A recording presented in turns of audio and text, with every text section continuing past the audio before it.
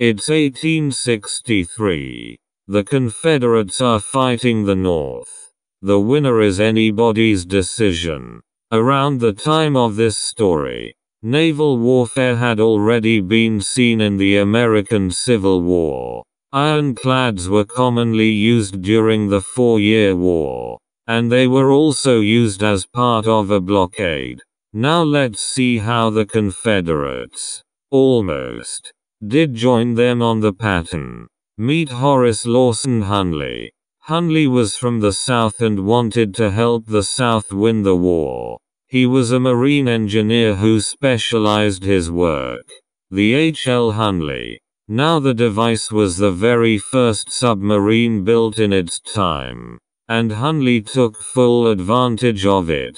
The submarine was built in Mobile, Alabama. The submarine was shipped to Charleston, South Carolina. The thing was brought to the Confederates for testing on the 29th of August 1863.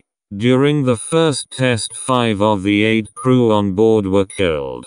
The Confederates did not care. On the 15th of October the submarine was ready for another test, with Hunley the man himself on board. However, he was killed along with 7 others, making it one of these events where an inventor has died by their own creation.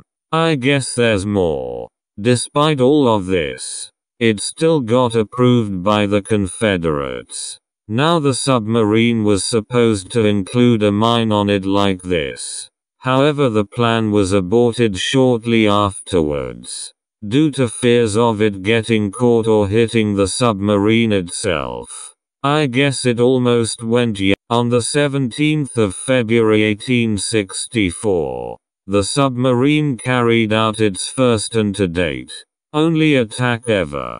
The boat was scheduled to attack the USS Housatonic, around 8 kilometers or about 5 miles anchored away.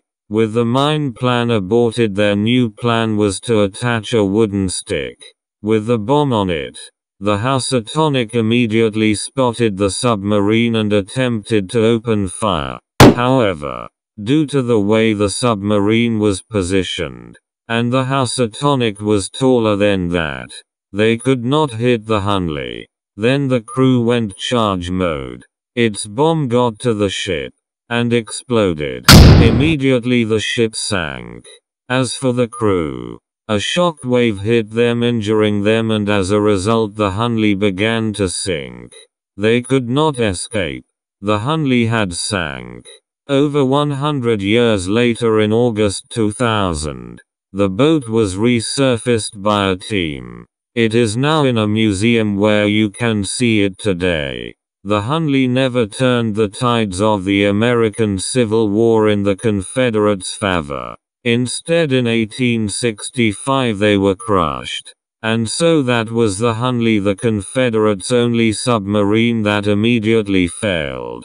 What else do you want to see me cover next?